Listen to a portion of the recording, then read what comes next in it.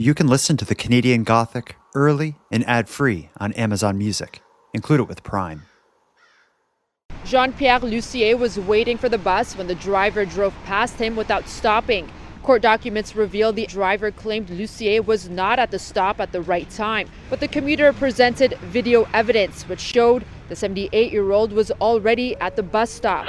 I think I might have an unconventional solution to some of the traffic in Newfoundland that's lining up for that Taco Bell. You are listening to Keep Canada Weird. Handsome Aaron Airport. We're almost there. This is our road to episode 200. We're here tonight for episode 199 of Keep Canada Weird, a weekly weird news roundup where we collect, explore, and in some cases celebrate all the unique and offbeat news stories that played out across the past week in this great country of Canada.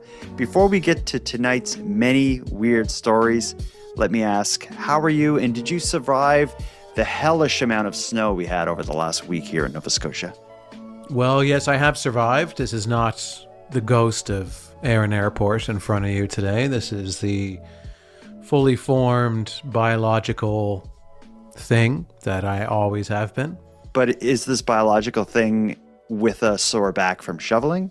Well, I didn't have to shovel today. The shoveling is all done, but I did shovel yesterday, and the driveway gets plowed. There's like 3 apartments in this building, and I'm one of them, and I'm the only shoveler of the group. Oh, so, great. You do the heavy lifting, literally. I do, yeah. So I shovel all the steps, and I clean up the parking lot, too, because the plow comes, but if the cars are parked, then the plow can't get all of the spots. So I take a big scoop shovel and go out there, and I clean it up for everybody. Like a real man. I have a double wide driveway, like it's wide enough for 2 cars side to side, and it's on a hill, and it's long. So the last few days have been long ones for me.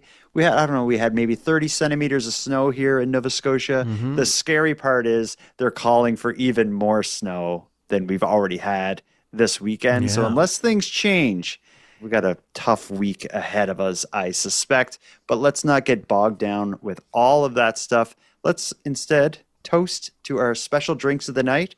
We got a lot of interesting stories, so we need something extra special tonight. I got, I don't know if you know this brand, Dad's Root Beer. I've heard of it, yeah. Yeah, that's called Dad's Old Fashioned Root Beer. I have a diet and caffeine-free one.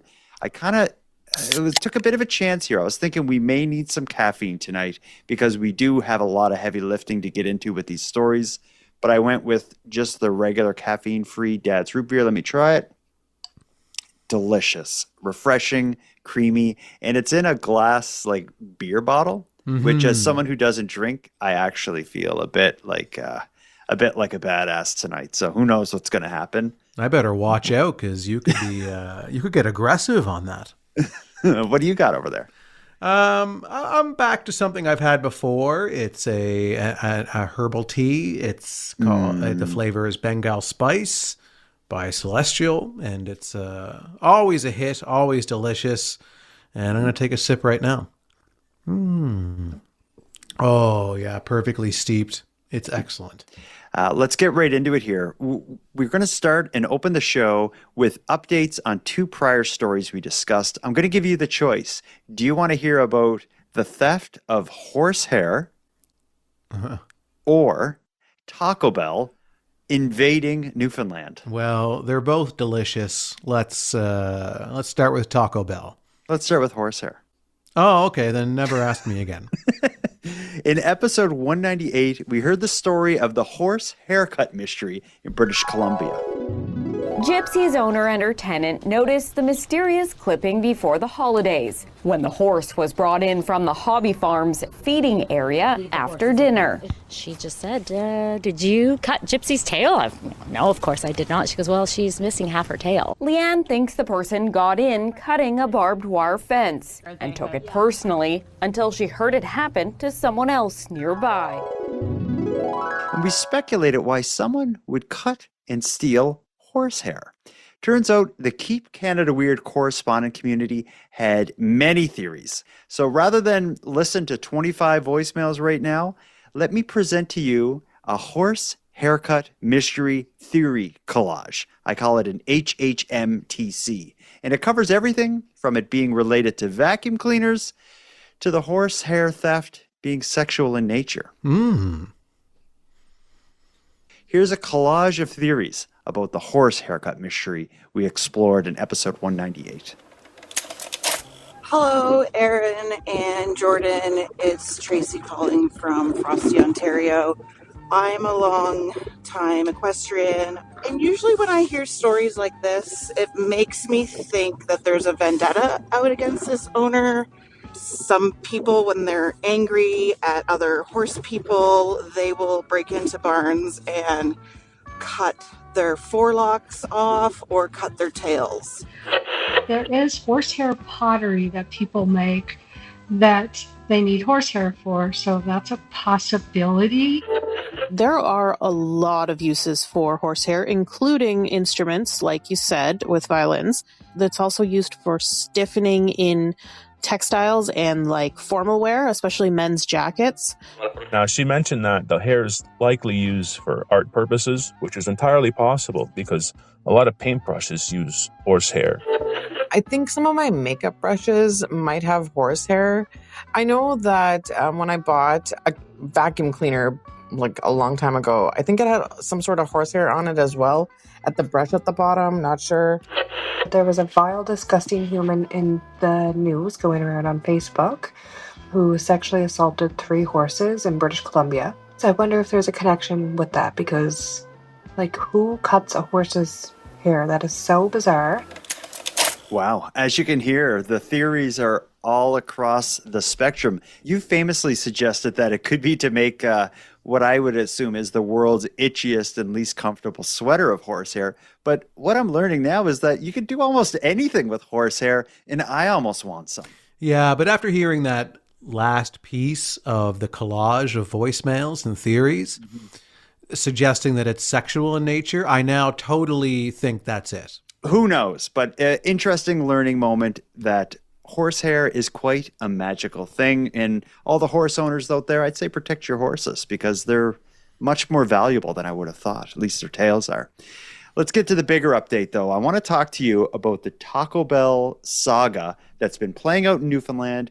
We've been covering it for, I think, 3 or 4 weeks now, watching every twist and turn in this. When we talked in 198, we heard how a man, Rob Thompson, on behalf of his parents who had problems with their driveway, getting in and out of their driveway, issued an ultimatum to the city saying, you have, I think it was like 1 week to either fix this or I'm suing you or I'm taking you to court. Well, here's the update. Rod Thompson and the residents living near the Taco Bell in Mount Pearl have officially landed a court date, but it comes with a caveat. A judge has set a hearing for February 3rd, but in doing so, encouraged both sides to try to settle this thing outside of the courtroom. Thompson says that the judge described his filing as well put together, and he didn't dismiss the case, which Thompson views as a validation that his concerns have merit. Additionally, the city has stationed enforcement officers near the Taco Bell over the weekend during peak times, and while traffic issues stopped while they were present, the problems returned just as soon as they left. So for now, this is all a waiting game. If the city agrees to meaningful change, it could end quickly. If not, on February 3rd, there's going to be a showdown. Wow. He gave them the ultimatum. They didn't do anything. He got it into a courtroom and has February 3rd as the date. That's just a little over a week away. Mm-hmm. It's all happening very fast, and it's very exciting. It is exciting. It's like watching a Netflix drama play out in real time here. Yeah, it certainly is. And I commend him for having the gusto to do all of this and to get it done efficiently and professionally as well. It sounds like this guy really has his stuff together. But what happens if it goes to court and he wins against the city? Like, what is the city then, like, is the only punishment to the city them being forced to put in traffic officers? Or yeah, the issue is that the lineup to the Taco Bell drive-thru leaves the Taco Bell property and stretches down the road basically making that road shut down, which is against the traffic bylaws in Mount Pearl. So what he's saying is you're not enforcing these rules. If these people are going to be stopping in traffic, waiting to turn right into Taco Bell, you need to be giving them tickets. Mm-hmm. But it's kind of like it's a complicated situation because if there's a whole bunch of like, does he expect a bunch of bylaw enforcement officers just to be there all the time, just passing out tickets to these people? Yeah. I think the issue is you would have thought this would have fixed itself at this point, but it hasn't. It's been almost 3 weeks, and these lineups are continuing to cause a problem to people in that area. And it's like, it's easy to roll your eyes at. Like, come on, it's just a drive through a little lineup. But if you had to leave for work like 40 minutes early because there's a lineup to the Taco Bell drive-through that has shut down your street and you basically have to, wait in line to get out of your driveway, I'd be so upset. I'd put up with it for a day or two maybe. But at this point, I'd be raging. Yeah, I don't think Taco Bell serves breakfast, though, do they? Well, what if you work nights? Sure, yeah, that would be possible. But Yeah. I mean, I assumed that the lineups would fade over time as the novelty wore off, and the people who were obsessed with it in the beginning have had it and can then go to a more healthy fast food schedule after that, where it's like, yeah, I'm going to have it once a month or once every 2 months or whatever it is. But it seems like this is not stopping. It's continuing. It's out of control still. So it does seem like I kind of almost laughed and brushed aside his threats of legal action in the early days of this story. But now knowing that this is still an issue, it's still traffic backup constantly, I now support him going to court to force the city to do something about this. And I think that by the sounds of it, he's going to be successful. I think so. You mentioned last week this idea you had, or a solution you had to this problem, is that Taco Bell open a second location or maybe set up a temporary like food truck sort of operation to at least spread this traffic out over several areas. That idea, I think, actually made its way to Taco Bell corporate. I just want to read you one other paragraph here about the manager of Taco Bell Canada commenting on this. Taco Bell Canada's general manager, Matt Shaw, has described the Mount Pearl opening as one of the strongest debuts the chain has seen anywhere in the world. Shaw says there's no immediate plans to announce another location in Newfoundland, but the overwhelming response has firmly positioned Newfoundland as a long-term growth market for the brand. So I think even like corporate Taco Bell is like, what the hell is going on here? Like, we haven't planned anything else, but we're going to have to consider it because apparently people in Newfoundland are nuts about what I consider crappy burritos and tacos. Yeah, but there is a charm to the crap, though. Some things that are crappy are good because there's just certain buttons that they press inside you. There are times where it's like, you know what I'm craving right now is not the world's best pizza. I want a Greco, a greasy, slightly burnt Greco pizza right now. Yeah, I get it. Yeah. And same thing with burgers and Burger King. Like, Burger King is not like the best burgers, but there's something about them that's just, for me, it's like almost irresistible. Yeah, where you crave Burger King or you crave Wendy's, like very specific tastes and ways they put it together. It's just, it's not the best or anywhere close to the best burger you will ever have in your life. But there's certain comfort buttons that it presses, and Taco Bell is like that. Yeah. And I'm just surprised that Taco Bell is pressing that button for so many people that weeks later we're still talking about this and it's heading into court. We have a listener who has a possible solution to this issue that I think is a bit more extreme than what you came up with. I'll call this like maybe Kelly's disgusting awareness campaign idea. Hey, Jordan and Aaron, this is Kelly, your correspondent from New Orleans, Louisiana. Haven't called in quite a while. Trying to hold back a little bit as this is a Canadian podcast and I don't want to overstep too much in a time of a lot of overstepping. But I think I might have an unconventional solution to some of the traffic in Newfoundland that's lining up for that Taco Bell. Several years ago, my family was traveling through Alabama on a wrestling trip with my son.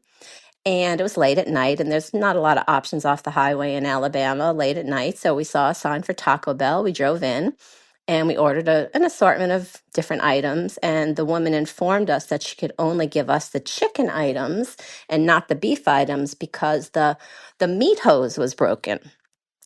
So, of course, we were wondering, as I'm sure you are, what's a meat hose? So we asked that question, and she said it's what they use to put the meat slurry in the beef tacos and burritos. And they couldn't do that when the meat hose was broken. So I did have questions about a meat slurry, but I decided not to ask any more questions. So I thought maybe if there was a way that you could spread this information to the folks in Newfoundland, it might cut down on some of the traffic. I think what Kelly's suggesting there is maybe if people saw what was in this food and how it was made, they'd be less likely to wait for hours in a lineup in blocked streets to get it.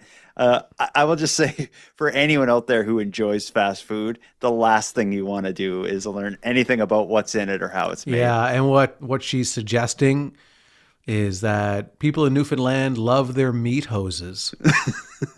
In their beef slurry. Yeah, that's disturbing. But I think maybe if it comes to it, like if Rod Thompson's court case doesn't work in his favor, what he could do is maybe set himself maybe like on his parents' front lawn or something, maybe some billboards with like photos of how the food's made and maybe like stats about like, people having digestive problems after eating it and stuff. That could be interesting and maybe another way to solve it. But we don't have time to help any more Newfoundlanders with their Taco Bell issues. We got to get into the weird Canadian news stories from the past week. But this Taco Bell story is actually an amazing jumping off point. Thinking about this ending in court and it being this big thing kind of inspired me to look up some other legal arguments in court cases that played out or had decisions over the past week. And it turns out that, and I'll say it right now, this past week has been the most interesting week in Canadian court decision history.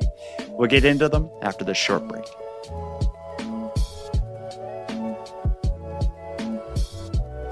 Handsome Aaron Airport, we're going to court. Let's start in Montreal.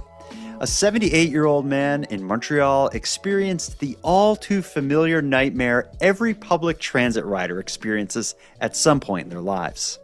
He stood at the bus stop, ticket in hand, and the bus drove right past him.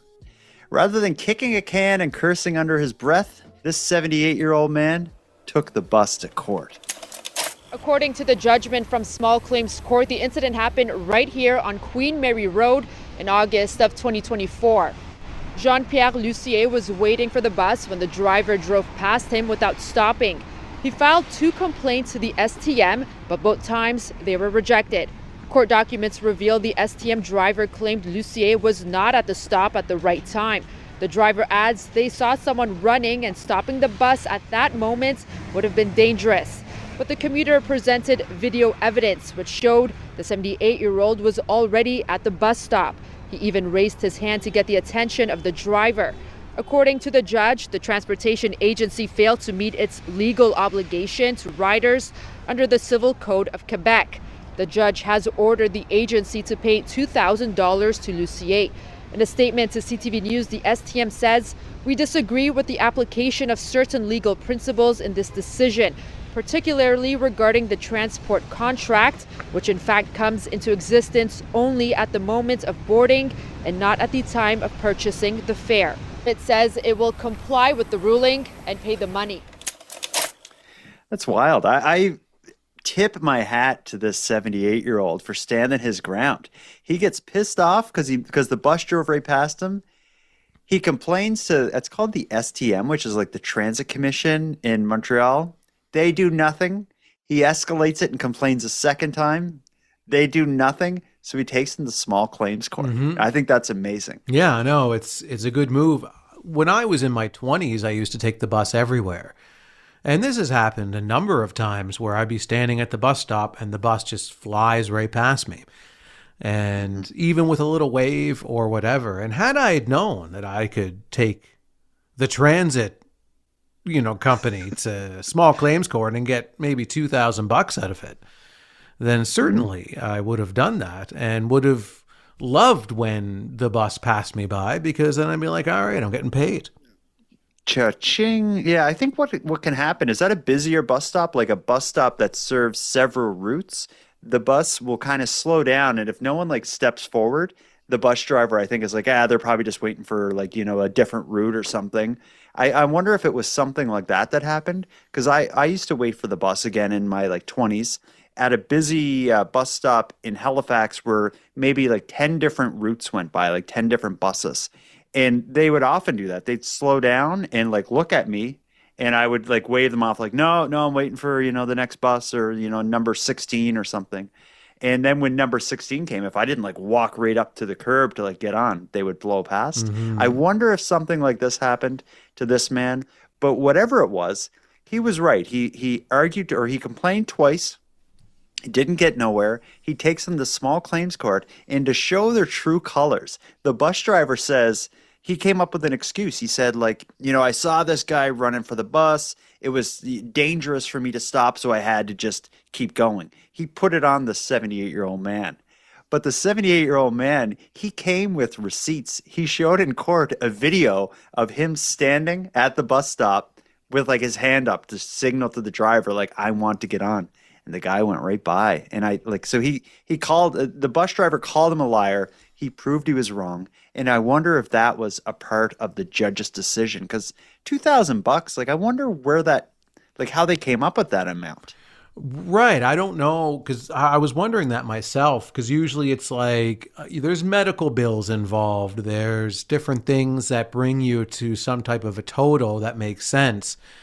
This is a different situation where it's just like, all right, $2,000, but I'm sure it's probably to cover maybe there were some legal fees, I don't know, but the time he spent doing his complaints that got nowhere, a refund for the ticket, whatever that is, $3 or something like that. Yeah. But it seemed like it also, and I don't understand it enough. I'm not from Montreal or Quebec, but there is also some kind of like rules or contract or something that's between the riders and the transit commission, because a part of the debate in this court, in this hearing, was whether or not he qualified as being like a rider at the time.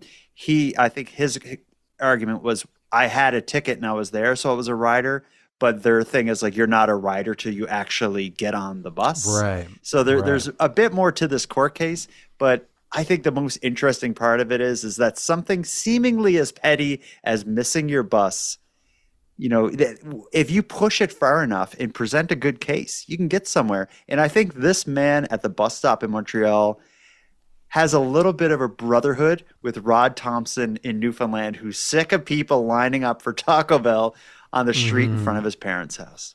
So before we leave this story, I have one burning question, and the thing that I was wondering the most after I read this story was, why was he filming?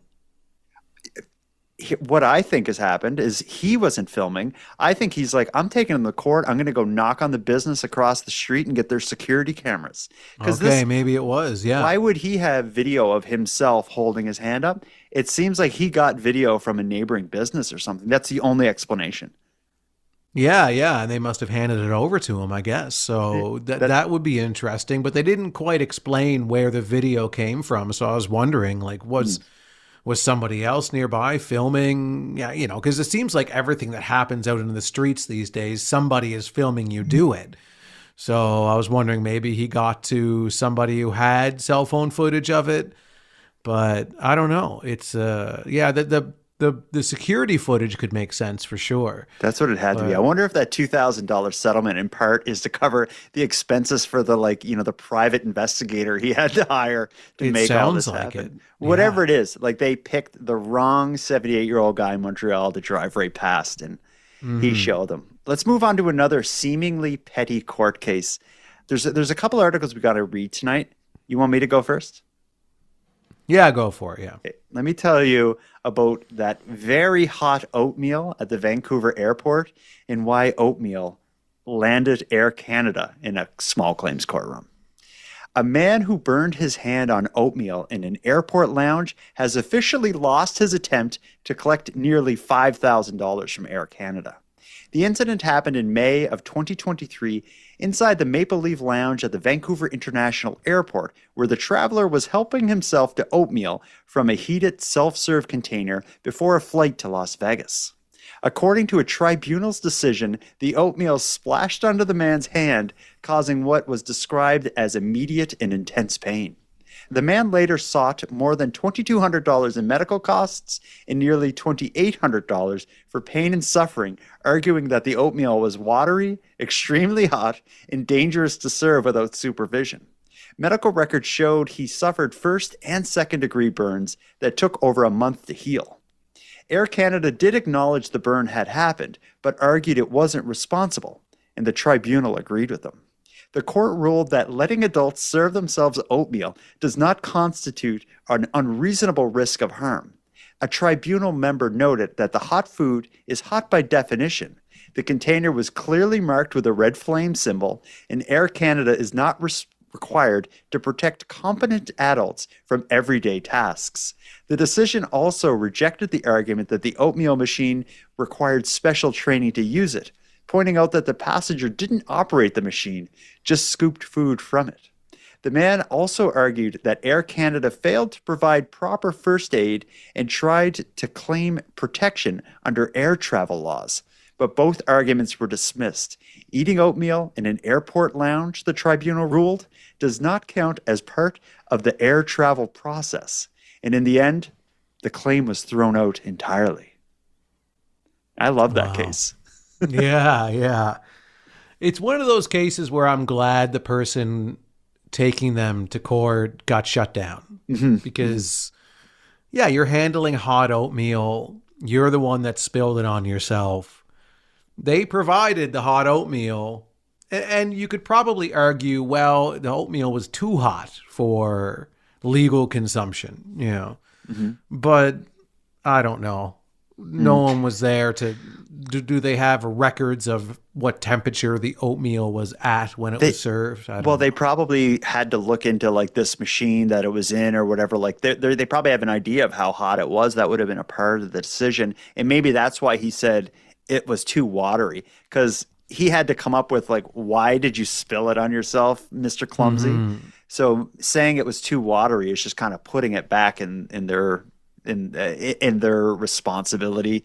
But I like how the tribunal's decision made note of like, you doing a regular thing an adult could do is not something that Air Canada has to protect you against, because spilling oatmeal on yourself is not a lot different than if you were walking down Air Canada's hallway and just tripped over your own dumb feet and smashed your face on the ground. That's not really Air Canada's fault. Yeah, and what a way to end this entire process for this guy, where he probably had a terrible flight. He went to Vegas, probably lost his money. He went to Vegas, lost all of his money, and he goes to this Maple Leaf Lounge, and at least I'm going to get some, a hot breakfast, and scalds himself on the hot oatmeal like a moron. And then decides, I'm taking them to court. I've been burned against my own will, and I've got to get some justice here. I've had the worst trip to Vegas in my life. And then goes through all of the hoops you got to jump through to take somebody to court. The paperwork, the lawyers, the this and the that, and then loses. It's like, no, I hate Vegas and I hate the Maple Leaf Lounge. I'm never gambling or eating oatmeal again. These so far have been two seemingly petty, a little bit silly court cases that we've been able to laugh at on the backs of the Taco Bell situation. This next one, though, I dare say, may be the silliest court case that I've come across in a long time. This is somewhere between a silly court case and a dumb Canadian criminal. There's been some very sketchy and very Keep Canada Weird real estate agent drama playing out in Saskatchewan that recently ended up in court. I'm going to play you a short news clip that gives us some of the basics, but when you dive deeper, this gets really interesting. Here's some sketchy real estate agent stuff that's been happening. A Regina realtor is in some hot water with the Saskatchewan Real Estate Commission. Sean Kundra, who works as a realtor in Regina and Calgary, has been ordered to pay 2 separate fines by the Saskatchewan Real Estate Commission. This stems from Kundra offering to pay his account manager to tamper with multiple Google business profiles of competing real estate companies. As a result, his certificate of registration was suspended for a month, and he has been ordered to pay a total of $10,000 in fines. So like I said, that news clip, very brief, but it really just lays the foundation for what happened here. We hear about a real estate agent in Saskatchewan, I think out of Regina, who ended up losing his license for a month, had to pay several fines equaling somewhere above $10,000 related to basically committing like electronic vandalism against some of his competitors' Google listings, right? Right. So it seems silly, but seems pretty simple. Yeah. Another day as a real estate agent, I guess. Just messing with the competitors online. Yeah. Let me read you a paraphrased version of this actual hearing, because since he was brought before his regulatory body, there's a great timeline of everything that happened, and this is so high school puberty problem, bizarre behavior. Listen to this. The situation starts with real estate agent Sagar Kundra hiring a digital marketing firm in February of 2024 to manage and optimize 2 of his Google business profiles. In April, one of the profiles was suspended, and his account manager explained that the suspension was likely caused by unauthorized edits, noting that anyone can attempt to modify a Google business listing. That discovery led Kundra to suggest exploiting the same vulnerability against some competing real estate agents. Kundra offered to pay his account manager $500 to tamper with 2 Google business listings and sent the account manager links to a real estate team and another to an individual agent associated with that team. The account manager altered one listing to say that the business was permanently closed and changed the other to describe it as a bar or nightclub, and provided screenshots as proof that the edits had been made. When the account manager later asked to be paid, Kundra refused, saying his values would not allow him to pay for something destructive. As the dispute escalated, the account manager warned that he would share their messages with the affected businesses. Kundra responded by telling him to go to hell and do whatever he wants. The account manager then followed through, emailing the screenshots to the impacted parties, which led to a formal complaint being filed with the commission. During the investigation, Kundra initially claimed the screenshots were forged, suggesting they had been created using AI. However, when asked to provide all correspondences, he submitted the full WhatsApp chat himself, which confirmed he did in fact offer to pay for the sabotage and that his earlier denial was untrue. As a result of the situation, he was reprimanded by the Saskatchewan Real Estate Commission, fined a total of $10,000, and handed the 1-month suspension. So that is some serious nonsense. Oh, completely. And he's lucky he got off with only $10,000 on that situation, because if those other real estate companies could somehow prove that they lost customers, they lost clients because even 1 or 2 sales, because the commission is so high. So if 1 or 2 people searched for real estate agents online, found these competitors, but when they clicked on it in Google, it's like business closed, permanently closed, and then went with someone else, they could easily be out much more than $10,000. Yeah. So I'm surprised that that's all he had to end up paying in the end was just $10,000, because again, like you say, real estate, is high commissions, and if he even cost them 1, 2, 3 customers, and that's big money. Why didn't he just give that guy the $500? He offered someone, do this for me, I'll give you $500. They do it, and then he says, I can't pay you. Go to hell. Why didn't he just pay? So you could imagine how hard it's going to be to get the $10,000 out of him if he wouldn't even pay the $500 to actually do the digital vandalism.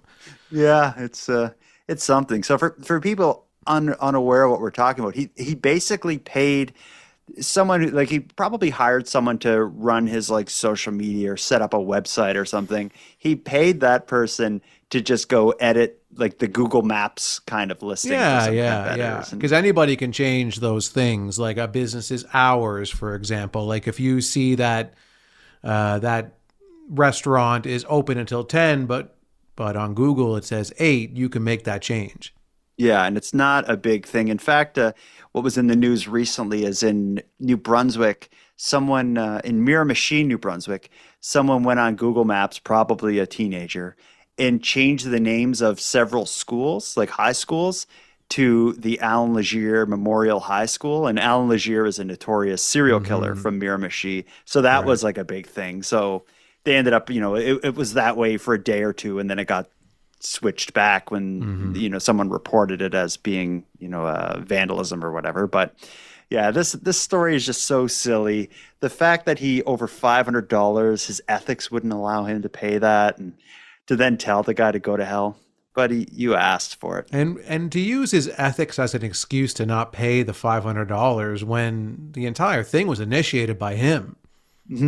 Yeah, it's nonsense. And like I said, it's the kind of thing that you would only expect a teenager who's in the throes of the puberty problem to do, which leads us to a voicemail that I'd like to air before we go on our second and final break.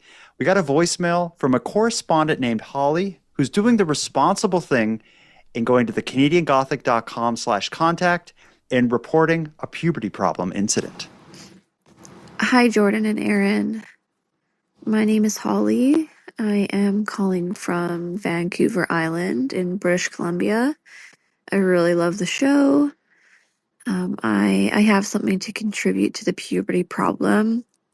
Here in Victoria, recently in the news, they announced that there was a group of youths that discharged some bear spray in one of our local malls, the Mayfair Mall. In the food court, and a bunch of innocent bystanders were affected. And yeah, something's going on with those youths. I don't know what it is, but what an awful thing to do. Thanks for listening if you have, and I really enjoy the show. Take care. I think the lesson there is if you're going to be going somewhere frequented by teenagers or anyone who's experiencing puberty, I think bringing a gas mask type thing, a ventilator, maybe not a bad idea. Yeah, well, teenagers generally stink anyway because they quite haven't figured out how to wash properly or wear deodorants yet. Is that accurate? Yeah, I would say that's true. As the father of a 13-year-old who has a bunch of 13 to 15-year-old friends, yeah, it's true. Yeah, they generally stink. And they got the weird little mustaches coming in too, where you just want to grab them by their scrawny little mustaches and just drag them out of your house. Say like, shut up. Oh my God. Shut up. This is turning dark here. I don't know if I go that far, but I would say, yeah, a gas mask generally around any teenager is a good idea. But I was curious as to why Holly was emphasizing youths so much. There was a group of youths that discharged some bear spray, and something's going on with those youths. I don't know what it is. I felt like it was a scene in My Cousin Vinny when the main character is trying to say youths, but he's got his New York accent, so he's saying youths. So would you say you got a better shot at them going in and not so much coming out? You could say that. I did say that. Would you say that? Yeah. Is it possible the two youths... Two what? What was that word? What word? To what? What? Did you say utes? Yeah, two youths. What is a ute? Oh, excuse me, Your Honor. Two youths. You saying utes? I love that movie. What's that actor's name again? Not Danny DeVito. No, Joe Pesci. no, Joe Pesci. Joe Pesci. I love him. Yeah. I love that movie, but that whole movie is really like an hour and a half setup for that joke. No, it's a great movie from start to finish. Come on, take that back, actually, please. Yeah, I do take it back. I have nothing bad to say about Joe Pesci. He's one of my favorite actors. Goodfellas is probably in my top 3 movies, and Joe Pesci's character in that is just like that's pure art, if you ask me. Holly, I enjoy the voicemail. I don't know why the kids would spray. It was like bear spray. That's pretty heavy duty stuff. When we were kids, we used to bring the little, we call them stink bombs. It was a little glass vial with some kind of oil. You throw it on the ground, then it breaks, and it smells like rotten eggs. Yeah. That's, you know what I'm talking about? I do know what you're talking about. I never deployed that weapon before, but I can understand. But the bear spray is a next level type situation. That's actually dangerous. It can hurt very badly. It's bear spray. It's designed for giant bears to. Yeah, and it stays in the air. So someone with and it's very irritating. Someone with like respiratory problems, like a senior or something like that, who's just trying to enjoy an ice cream in the food court, that could really mess up someone like that. Or if it's a food court in Newfoundland and they've just opened up a new Taco Bell within that food court and there's a big line up all the way out the mall and down the streets and all of a sudden a puberty problem brings bear spray into that equation, then you could probably sue the city for that actually because, listen, they're your teenagers. They deploy the bear spray. You need to have bear spray officers in this lineup 24/7 to maintain order. I like it. Now, you probably think, oh, Jordan, we've gone through so many court cases from the past week that are weird. There can't be another one. Well, what if I told you that the reason we may never air another Keep Canada Romantic dating profile is because we're worried about getting sued, as evidenced by another weird court case that played out last week involving the search for romance ending in court. We'll get to that after a short break.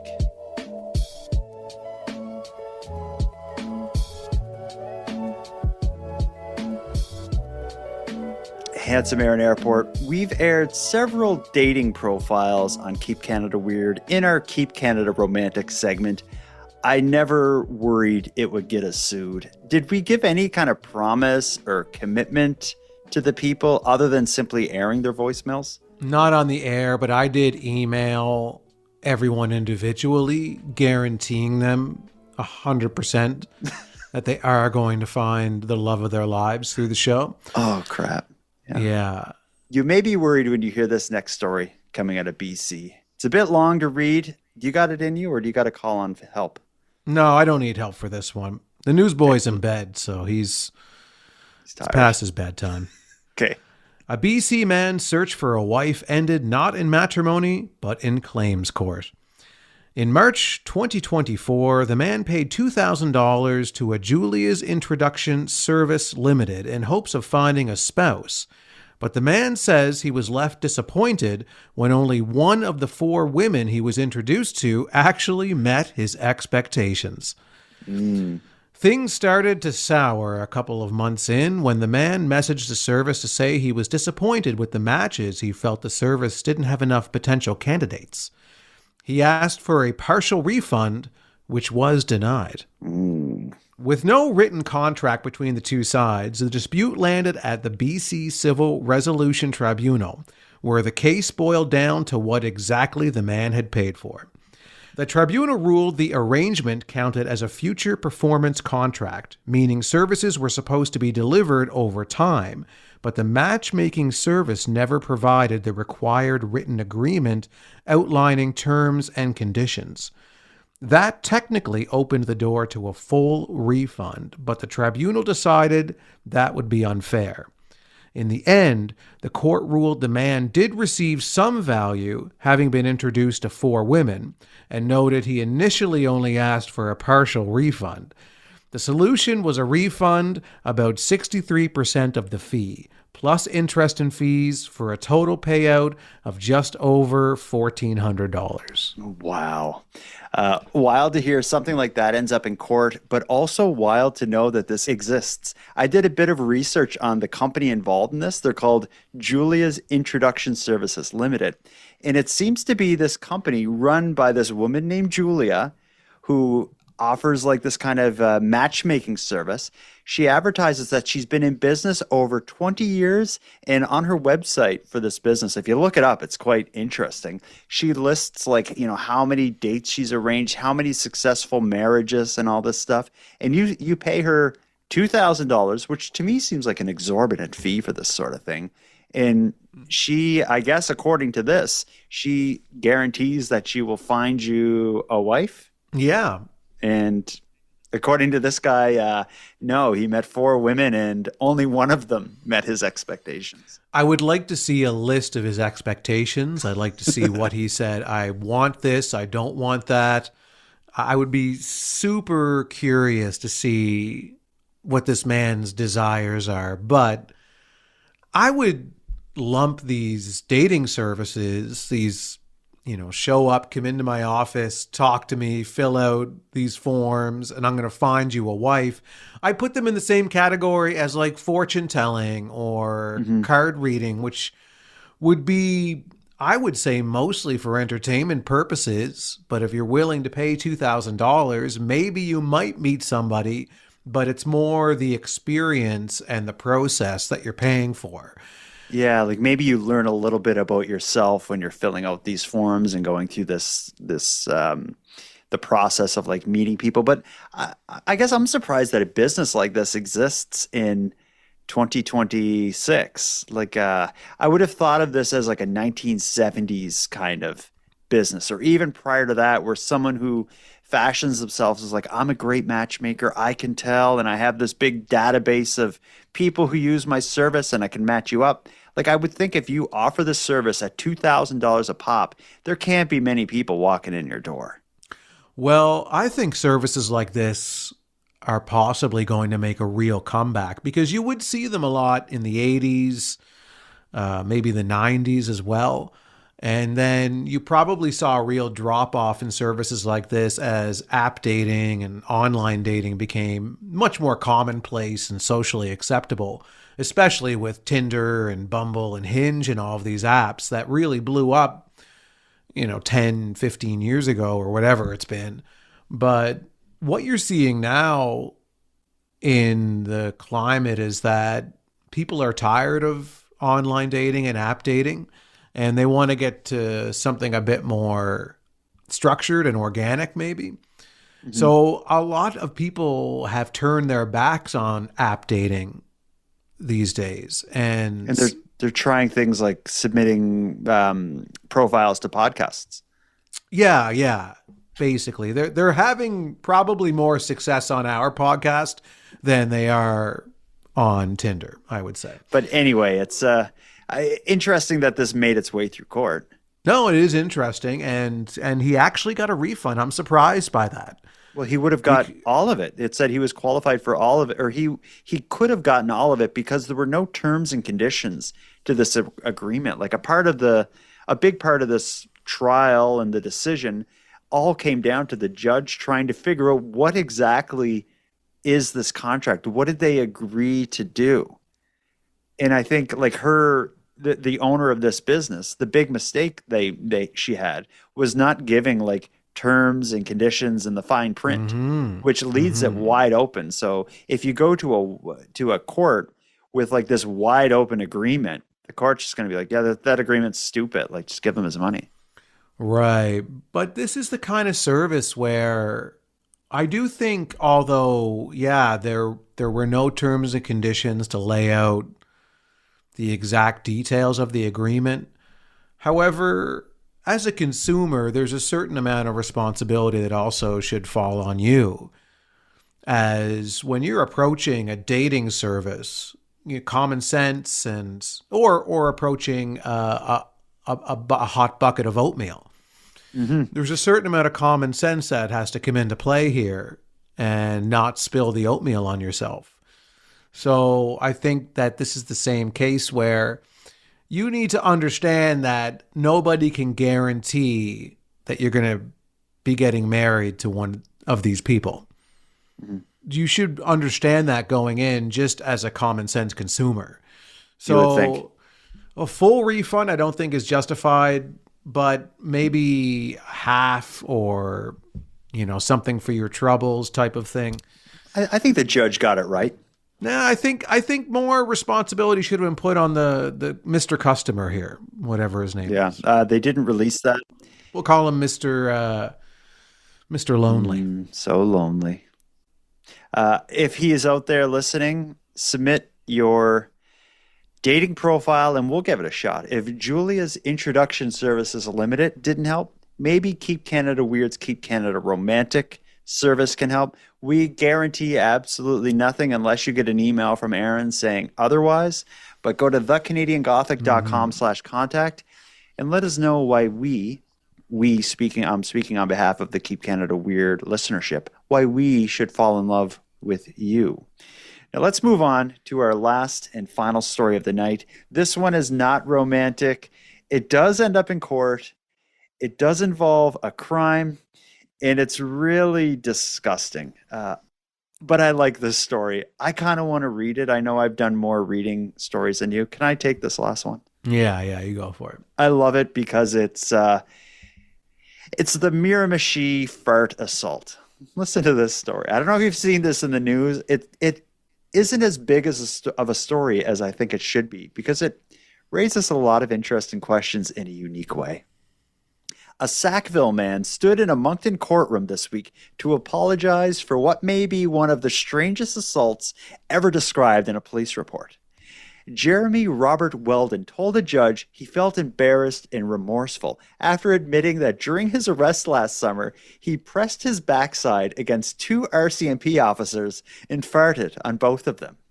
The incident happened August 5th in Sackville after a university student left his truck unattended with the keys inside. Police later found the stolen vehicle with Weldon behind the wheel. When Mounties tried to stop him, Weldon reversed, sped past the officers, tore through a field, got the truck stuck in mud, and then fled on foot before eventually surrendering. Things somehow got weirder after that arrest. While being escorted to the detachment, Weldon intentionally backed his rear end against one of the Mounties' legs, farted, and reportedly announced, "There's a present for you, piggy." He then did the exact same thing to a second Mountie, adding, "And here's another one for you." In court, Weldon initially tried to downplay the moment before agreeing with the prosecutor's versions of events. The Crown described the assault as unique, with the judge agreeing it was unusual, childish, and disgusting, even though no one was physically injured. Weldon has since sought treatment for alcohol abuse and told the court that he hasn't been drinking since this event. In the end, Weldon was sentenced to a 6-month conditional sentence, including house arrest and curfew, in order to complete community service, banned from driving for a year, and fined $1,200. A reminder that when you run from police, steal a truck, and weaponize your flatulence, the court will very much take notice. Wow. Was I right to laugh during that? It is immature to laugh at farts, yeah. So you shouldn't have. Or assault on cops. But I think the funny part, I don't know what is the funny part. Is the funny part that farting on someone is an assault, or the fact that he said, "Look, here's a present for you"? Yeah, what did he say? "Here's a present, piggy," or whatever. Here's a present for you, piggy. And then when he farted on the other guy, he said, "And here's another one." Here's another one for you. Yeah. It is funny. It is funny, I gotta say. But it's a good thing that he kind of farted on their uniform. But it can be assault, certainly, if you're farting towards somebody's face, you give somebody pink eye, then that is definitely assault, I would say. Yeah, and depending on what you ate, it could end up as attempted murder. Yeah, if you had Taco Bell from Newfoundland, yeah. Yeah, but I think this, like, I'm reading the reaction online to this story, and a lot of people are saying, like, "Oh, those cops were like softies to not take that." But I think this is an example of the police just throwing the book at someone. I think at the end of this whole thing, the stolen truck, the flight from police, then the arrest, I think they were just like, hit him with every charge we can. So he's probably, you see these cases where someone does something like this and they're also throwing in like, traffic convictions and all this random stuff. I think that's what happened. But, any unwanted touching is an assault. And I think the assault was him putting his butt against them. And I guess he's probably lucky they didn't take it a step further and try to make it like a sexual offense. I mean, farting around me is always funny and welcomed, but farting on me is a complete no-no. And that's the line. I don't know where your bum has been. Where were you sitting recently? And what were you sitting in? So, yeah, gross. Don't put your bum or your penis or your nipples or whatever on me. Yeah, I just love that this guy, it's like his first, middle, and last name are in every article about this. So for the rest of his life, anyone who ever Googles this guy's name is going to see the story about the ridiculous thing he did that ended with him going to court. If he is, finds his way through Julia's Introductory Services Inc. Limited in BC, this is going to be a big problem. But well, what he could do, and probably his best course of action, would be to not run from the shame, but embrace it. Start some social media accounts as Flatulence Man, and just say, I'm the infamous man who farted on the police officers, and have a farting TikTok where he farts. Every day is different farts in different places on different things. He doesn't call them farts, though. He calls them presents. Every day is Here's Christmas at this guy's house.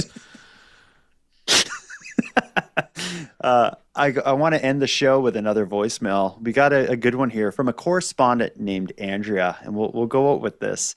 This kind of ties in, I guess, to farting on cops. It involves the poop emoji. You remember a while back I told you the story about how I saw my mom writing LOL on inappropriate Facebook posts. Specifically, someone had wrote this kind of like heartfelt memorial about a loved one who had passed away.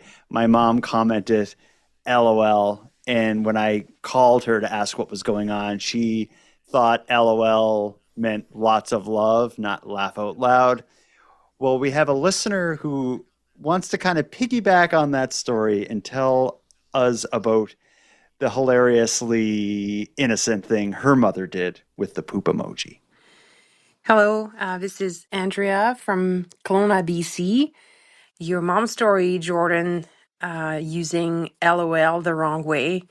And I know you mentioned it quite a while back, but it made me laugh because my mom similarly was using the poop emoji. I've seen it on Facebook, so I don't know how many times before she used it, but I think she said she used it a few times in our settings. She thought it was a chocolate ice cream. So when I told her, no, Mom, that is a poop, she was horrified, as you can imagine. And I had a really good laugh, and now it's a running joke. But I'm sure there's a lot of stories like that out there of our parents of a different generation using these emojis or saying the wrong way. What do you think of that one, Aaron? Is that a simple mistake? Does the poop emoji look anything like a chocolate ice cream? Well, certainly it looks like chocolate soft serve without a cone. Yeah, the cone's the problem. When I look at that, to me, it definitely looks like a poop, though. But maybe it's because... Oh, no, it 100% looks like poop, 100%. But if there was a cone underneath it, then definitely chocolate soft serve. Mm-hmm. I think this is just... Her mom was too innocent. Her mom is probably like, they would never make an emoji out of poop for like this computer. This is a high class thing. There's nothing antisocial on this computer. That must be chocolate ice cream and just poorly rendered. Maybe that's what happened. This computer is just for pictures of my grandchildren and online banking. There's no poop or pee. Thank you for sharing that, Andrea. Anyone else who has stories of the kind of overly innocent things that their loved ones did online, I'd love to hear it. Anyone has anything to say at all about anything we discussed tonight, go to thecanadiangothic.com/contact and let us know about it. If your voicemail is aired, like so many were tonight, you qualify for a Keep Canada Weird swag pack on that same website, thecanadiangothic.com/contact. There's a little button there you click to claim your swag pack. I just need your mailing address and I'll get it out to you promptly. And I will let you all know that if you're waiting for swag packs, don't worry. I'm a bit behind because I was waiting for a merch re-up or refill. I'm going to hold something up, Aaron, and I want you to let the people know what I have.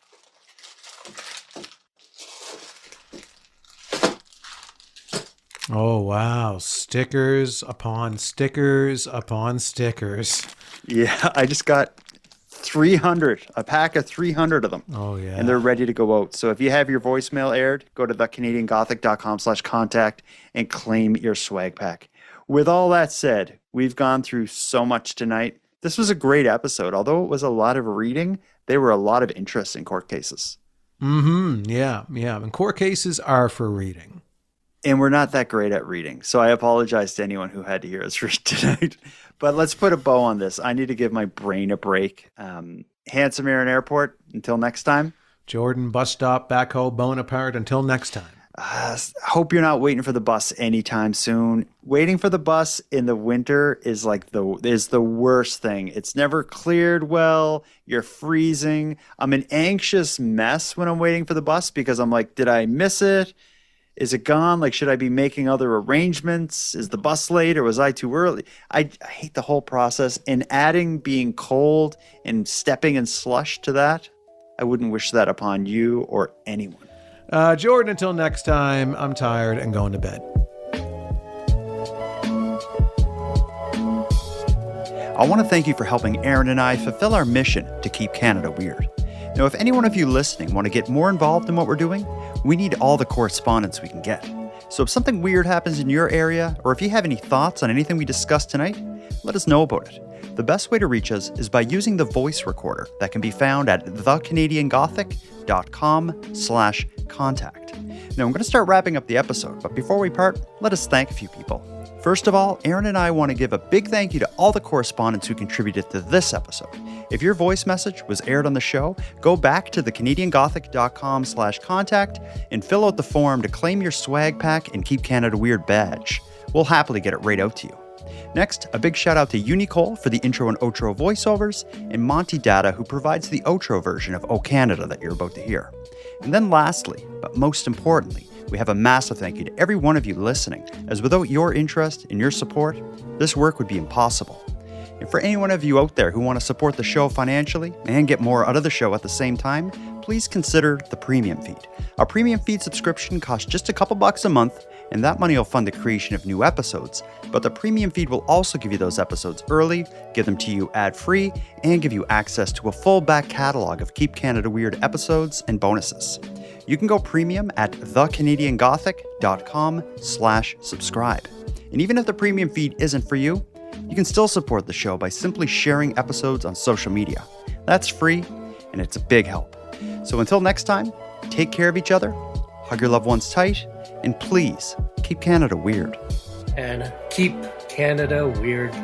Please keep Canada weird. And now to our viewers and listeners everywhere. Good night. And stepping in slush to that, I wouldn't wish that upon you or anyone.